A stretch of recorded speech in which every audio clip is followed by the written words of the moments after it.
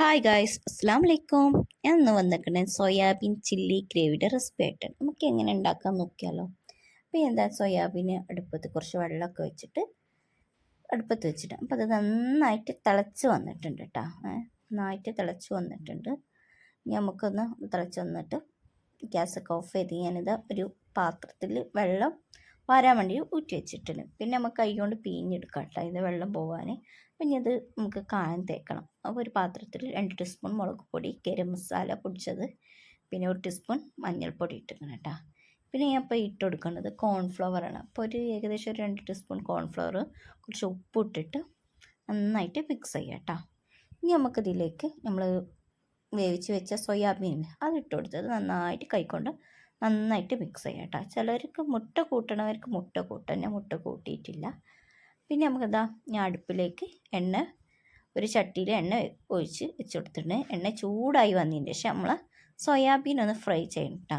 Soybean fry ചെയ്തിട്ടാണ് ഞാൻ ഉണ്ടാക്കുന്നത്. നിങ്ങളിങ്ങനെ ഉണ്ടാക്കി നോക്കിയിട്ടില്ല, ഒന്ന് ഉണ്ടാക്കി നോക്കി. നല്ല അടിപൊളി ടേസ്റ്റാണ്. നെയ്ച്ചോർക്ക് ടേസ്റ്റാണ്. പിന്നെ നമ്മളെ ദോശ കടികൾക്കൊക്കെ അടിപൊളി ടേസ്റ്റ് കേട്ടോ. അപ്പോൾ നമ്മൾ സോയാബീൻ ഇതാ അവിടെ ഫ്രൈ ആയി വന്നിട്ടുണ്ട്. ഇനി നമുക്ക് ഇതിലേക്കുള്ള ഗ്രേവി ഉണ്ടാക്കിയാലോ. പിന്നെ ഒരു ചട്ടിയിൽ കുറച്ച് നമ്മൾ പൊരിച്ച് വെച്ച ഓയിൽ ഒഴിച്ച് കൊടുത്തിട്ടുണ്ട്. അതിലേക്ക് ചെറുതാക്കി എരിഞ്ഞ് വെളുത്തുള്ളി ഇഞ്ചി ഇട്ട് കൊടുത്തിട്ടുണ്ട് കേട്ടോ. എന്നിട്ട് നന്നായിട്ട് ഹൈ ഫ്ലെയിമിൽ തന്നെ നന്നായിട്ട് ഇളക്കി കൊടുക്കാം കേട്ടോ.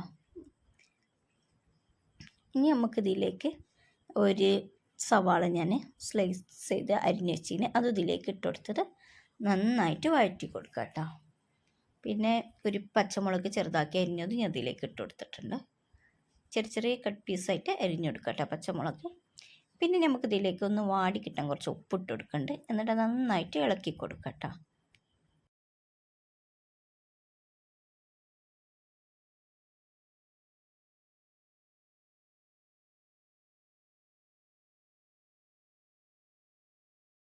സോയാബീനെല്ലാം ഇവിടെ പൊരിച്ചെടുത്ത് ഞാൻ മാറ്റി വെച്ചിട്ടുണ്ട് കേട്ടോ. പിന്നെ ഞാൻ സവാള ക്യൂബ്സായിട്ട് അരിഞ്ഞത് ഇതിലേക്ക് ഇട്ട് കൊടുക്കുന്നുണ്ട്. നമ്മൾ ചട്ടിയിലേക്ക് മറ്റേ സവാള നന്നായിട്ട് വഴണ്ട് വന്നതിന് ശേഷം ക്യൂബ്സായിട്ട് ഒരു 3-4 സവാള എടുത്തിന്, അതും ഒരു ക്യാപ്സിക്കം എടുത്തിന്, അതും ഞാൻ ഇതിലേക്ക് ഇട്ട് കൊടുത്ത് നന്നായിട്ട് മിക്സ് ചെയ്ത് കൊടുക്കുന്നുണ്ട് കേട്ടോ. വെന്ത അലിയൊന്നും വേണ്ട, സവാളയും ക്യാപ്സിക്കം ഒന്ന് ജസ്റ്റ് ഇങ്ങോട്ട് വെന്ത് കിട്ടിയാൽ മതി.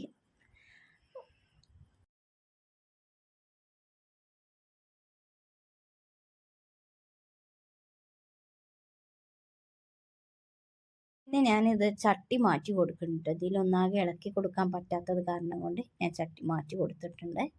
പിന്നെ ഏകദേശം ഒരു 1.5 ടീസ്പൂൺ സോയാ സോസ് ഒഴിച്ചു കൊടുക്കാം. പിന്നെ ടൊമാറ്റോ സോസ് ഒഴിച്ചു കൊടുക്കുന്നത് 3 ടീസ്പൂൺ ഒഴിച്ചു കൊടുക്കുന്നുണ്ട്. ആദ്യം 2 ടീസ്പൂൺ ഒഴിച്ചു കൊടുക്കുന്നുണ്ട്.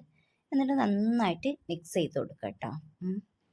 നിങ്ങളിതുപോലെ ഉണ്ടാക്കി നോക്കിയിട്ടില്ല, എന്തായാലും ട്രൈ ചെയ്ത് നോക്കേ, സൂപ്പർ ടേസ്റ്റാണ്.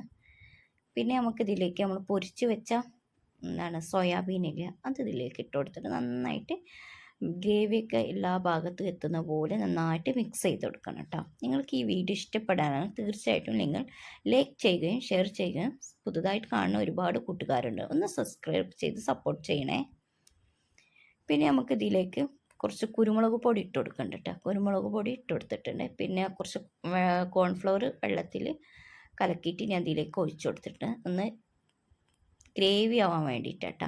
അപ്പോൾ അതൊക്കെ സെറ്റായി വന്നതിന് ശേഷം ഞാൻ ഗ്യാസ് ഓഫ് ചെയ്യണം. അടിപൊളി ടേസ്റ്റാണ്, മസ്റ്റ് ട്രൈ. നെക്സ്റ്റ് വീഡിയോയുമായി ഉടൻ വരാം. ബൈ.